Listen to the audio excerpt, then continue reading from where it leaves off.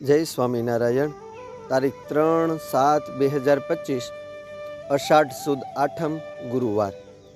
એકવાર સદગુરુ શ્રી કેવલાત્માનંદ સ્વામી રામપુર તોરી ગામથી બીજે ગામ જવા નીકળ્યા ત્યારે એક ભક્તે કહ્યું કે સ્વામી, નવું ગાડું છે, માટે આપ ગાડામાં બેસો અને પ્રસાદીનું કરી આપો। ત્યારે સ્વામીએ પોતા પાસે કામળી હતી તે ગાડામાં મૂકીને કહ્યું, લ્યો આ પ્રસાદીનું થયું ને, પણ ગાડામાં ન બેઠા। આવા પોતે વૈરાગી અને આત્મનિષ્ઠ સંત હતા।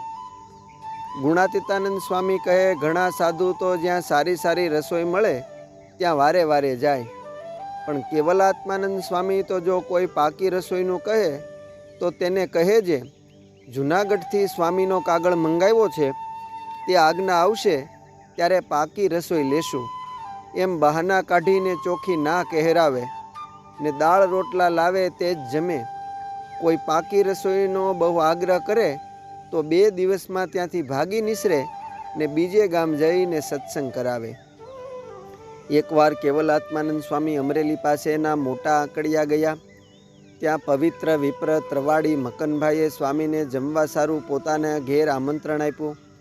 સ્વામી ખીર જમશે કે નહીં તેવી મનમાં શંકા હતી, છતાં બહુ ભાવના હોવાથી ખીર બનાવી। પછી કેવલાત્માનંદ સ્વામીના પત્તરમાં ખીર પીરસીને પૂછ્યું કે સ્વામી, આ ખીરમાં કાંઈ નાખ્યું નથી, માટે કહો તો ખાંડ લાવું ને કહો તો ગોળ લાવું। ત્યારે કેવલાત્માનંદ સ્વામી કહે કે ભૂદેવ, મીઠું લાવો, મીઠું। મકનભાઈને અતિ વિશ્વાસનું અંગ હતું, તેથી સ્વામીના વચને મીઠું લાવી આપ્યું, એટલે સ્વામી ખીરમાં મીઠું નાખીને જમી ગયા। આવા કેવલાત્માનંદ સ્વામી અતિ નિસ્વાદી અને નિર્બંધ હતા।